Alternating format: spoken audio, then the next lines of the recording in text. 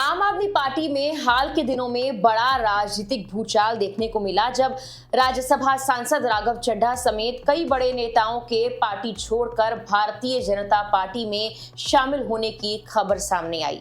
इस घटनाक्रम में सबसे ज्यादा चर्चा जिस नाम की हो रही है वो है अशोक कुमार मित्तल, एक ऐसा चेहरा जिसने शिक्षा, बिजनेस और राजनीति तीनों क्षेत्रों में अपनी मजबूत पहचान बनाई। हालात इतने नाटकीय रहे कि इस पूरे घटनाक्रम को अरविंद केजरीवाल के लिए एक बड़े राजनीतिक झटके के तौर पर देखा जा रहा है। इस कहानी का एक दिलचस्प और भावनात्मक पहलू भी है।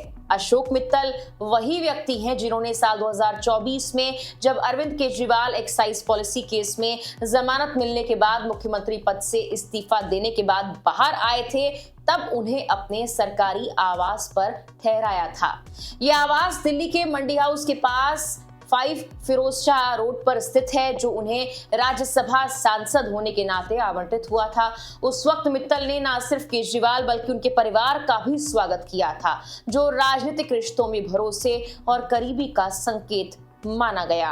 केजरीवाल लगभग 1 साल से ज्यादा समय तक मित्तल के इसी घर में रहे, लेकिन 24 अप्रैल को उन्होंने वहां से शिफ्ट होकर लोधी एस्टेट स्थित टाइप 7 सरकारी बंगले में प्रवेश किया, जो उन्हें एक राष्ट्रीय पार्टी के प्रमुख होने के नाते केंद्र सरकार द्वारा आवंटित किया गया। और फिर कुछ ही घंटों के अंदर राजनीति ने ऐसा मोड़ लिया जिसने सबको चौंका दिया। अशोक मित्तल ने आम आदमी पार्टी से इस्तीफा देकर बीजेपी ज्वाइन कर ली। इस घटनाक्रम को कई लोग राजनीतिक विश्वासघात के तौर पर देख रहे हैं, क्योंकि जिस व्यक्ति ने मुश्किल वक्त में साथ दिया वही अचानक विरोधी खेमे में चला गया। इस बड़े बदलाव में मित्तल अकेले नहीं थे। उनके साथ स्वाति मालीवाल, हरभजन सिंह, संदीप पाठक, राजेंद्र गुप्ता और विक्रम सहाने जैसे अन्य प्रमुख नाम भी आम आदमी पार्टी छोड़कर भाजपा में शामिल हुए। ये सामूहिक इस्तीफा पार्टी के लिए एक बड़ा झटका माना जा रहा है। अगर अशोक मित्तल के बैकग्राउंड को समझें तो उनका सफर काफी प्रेरणादायक भी रहा है। उन्होंने लवली प्रोफेशनल यूनिवर्सिटी यानी कि LPU की स्थापना की, जो आज देश के सबसे बड़े निजी विश्वविद्यालयों में से एक है। एक छोटे स्तर से शुरू होकर LPU ने अंतरराष्ट्रीय पहचान हासिल की और इसके पीछे मित्तल का विजन और नेतृत्व रहा है। उन्होंने शिक्षा को केवल व्यवसाय नहीं बल्कि एक बड़े सामाजिक बदलाव के माध्यम के रूप में देखा। उनका जन्म 10 सितंबर 1964 को पंजाब में हुआ था। उन्होंने गुरु नानक देव यूनिवर्सिटी से लॉ की पढ़ाई की। शिक्षा के क्षेत्र में उनके योगदान को मान्यता देते हुए साल 2022 में अटल बिहारी वाजपेयी यूनिवर्सिटी ने उन्हें मानद डॉक्टरेट से सम्मानित किया। बिजनेस के क्षेत्र में भी उनका विस्तार रहा है। उनका समूह ऑटोमोबाइल, फूड और एजुकेशन सेक्टर में सक्रिय है। 2020 से 21 में लगभग 1153 करोड़ रुपए का टर्नओवर दर्ज कर चुका है।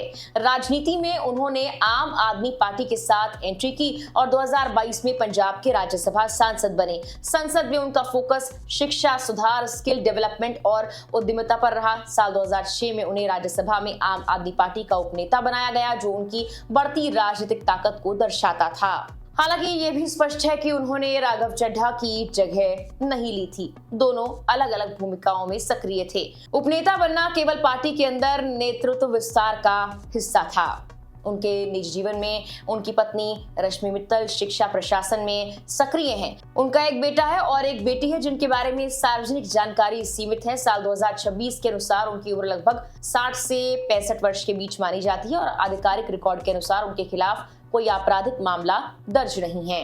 हाल ही में उनका नाम तब भी चर्चा में आया जब एनफोर्समेंट डायरेक्टरेट यानी ED ने उनसे जुड़े मामलों में जांच शुरू की। ये मामला फॉरेन एक्सचेंज मैनेजमेंट एक्ट से जुड़ा बताया गया, जिसमें LPU और उससे जुड़े संस्थानों की जांच शामिल रही। हालांकि अब तक कोई अंतिम फैसला सामने नहीं आया है। पूरे घटनाक्रम को देखें तो ये सिर्फ एक नेता के पार्टी बदलने की कहानी नहीं है, बल्कि रिश्तों, भरोसों और राजनीति के बदलते समीकरणों की कहानी भी है। अशोक मित्तल, जो कभी आम आदमी पार्टी के भीतर एक भरोसेमंद और अहम चेहरा थे, अब भाजपा के साथ नई पारी शुरू कर चुके हैं और इस फैसले ने भारतीय राजनीति में एक नई बहस को जन्म दे दिया है। फिलहाल के लिए इस वीडियो में इतना ही।